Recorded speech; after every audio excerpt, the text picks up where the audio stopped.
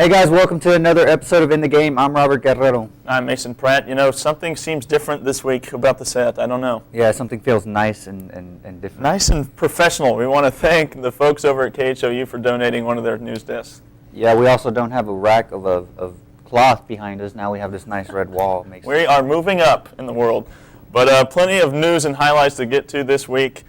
Priscilla will be out for our Fan Zone segment, as well as out during our Cougar Corner segment with senior wide receiver Tyron Carrier.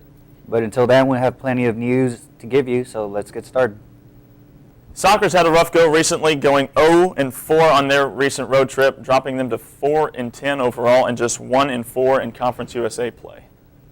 David Smith and Megan Munoz were named the CUSA Cross Country Athletes of the Week.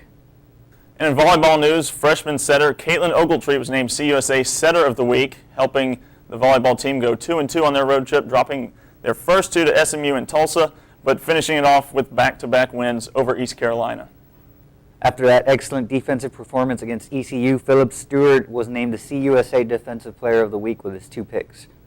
And after passing for 304 yards in the 56-3 win over East Carolina, Case Keenum moved into sole possession of second place in career passing yards. He is now less than 1,200 yards away from the all-time record.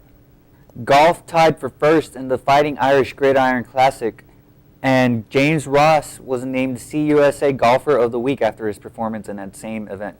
And that's it for all the news. Let's throw it out to some highlights.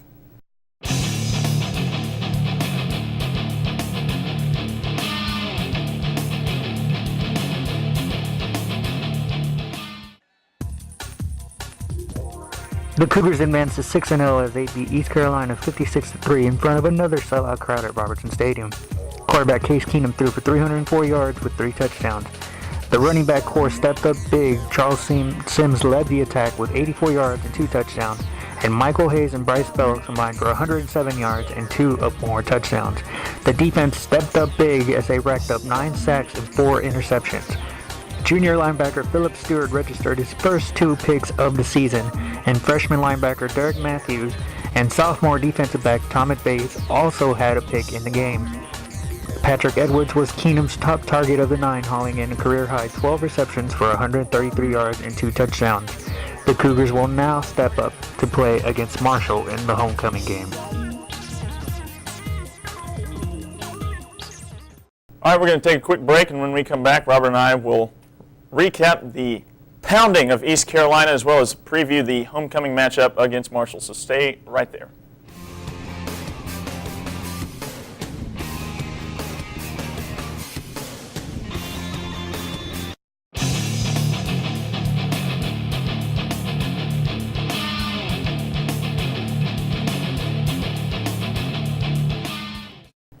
Let's get started with a little commentary. Mason, UH just came out off of that pounding of ECU. Yeah, no doubt the most impressive win so far. And this is this is a game going in that I was kind of worried about. ECU is a top-notch team. They had come in with 3 losses, but all to BCS conference teams at South Carolina, Virginia Tech, and North Carolina. They turned the ball over a lot in those games. That's why they lost. But initially, I was really worried about this game. But this is one of the few times probably in the last couple of years that the defense outperformed the offense. Yeah, it was nice to see the defense step up. Philip Stewart had those 2 big interceptions, and that team is expected to be a high-powered offense, just like us. They run the same system, and it was supposed to be a shootout, and UH stepped up. It was definitely not, but you know, some of the numbers defensively, holding them to 21 yards rushing, which was great to see after giving up almost 200 yards on the ground going into that game. So they just completely shut down the run. Hopefully they can keep that going against Marshall and then to Rice on. But then 9 sacks, another thing that they were in trouble doing, getting to the quarterback all year. 4 picks, like you mentioned, too, to Matthews. It was, or Stewart, excuse me. So it was just a great all-around game.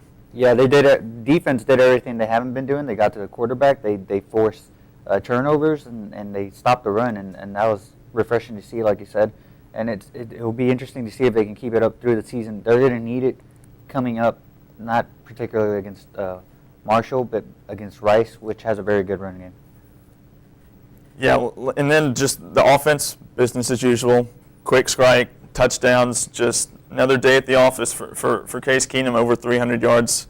Just a typical day in the U of H offense. Yeah, it's what Case does. He just keeps inching towards those all-time NCAA records. He should own them all at the end of the season, barring any kind of freak injury like last year.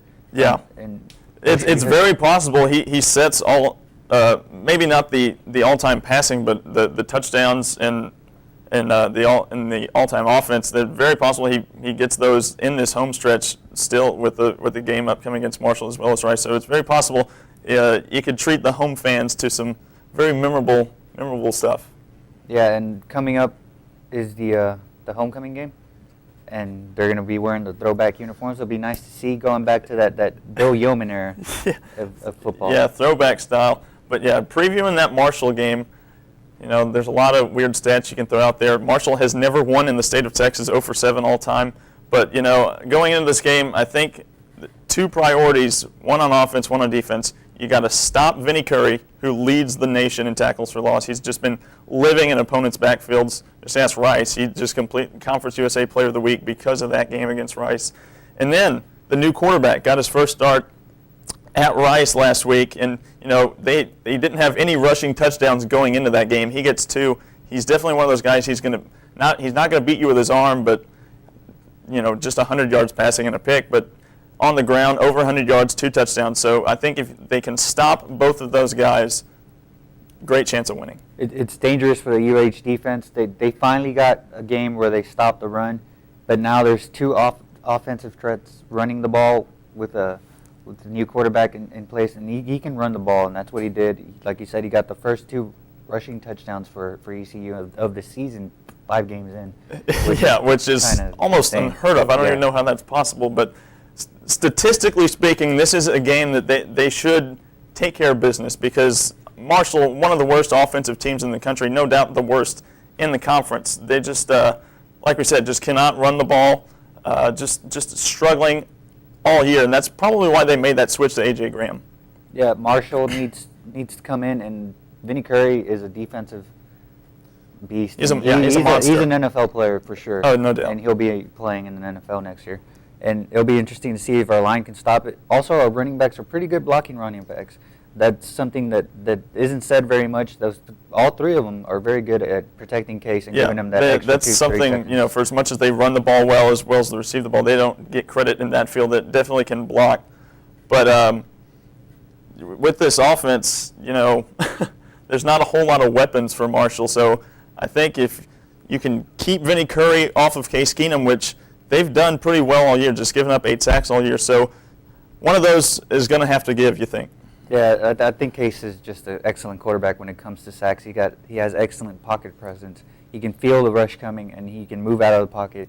He can make stuff happen. You saw it in versus La Tech, where he just ran around and then just heaved it up, and good things happen when he. And it's not even about scrambling like an A.J. Graham can. It's just making those subtle movements, getting away from what would be sacks. And like you mentioned in that Louisiana Tech game, that's one of the reasons they got back into it. Just subtle movements in the pocket, throwing the ball down the field. But I think going into this game, as well as if they play their brand of football, it should be a blowout, no problem. Yeah, it should be no problem for U of H. All right, well, that will do it. Let's send it out now to Priscilla Riojas in our Fan Zone segment.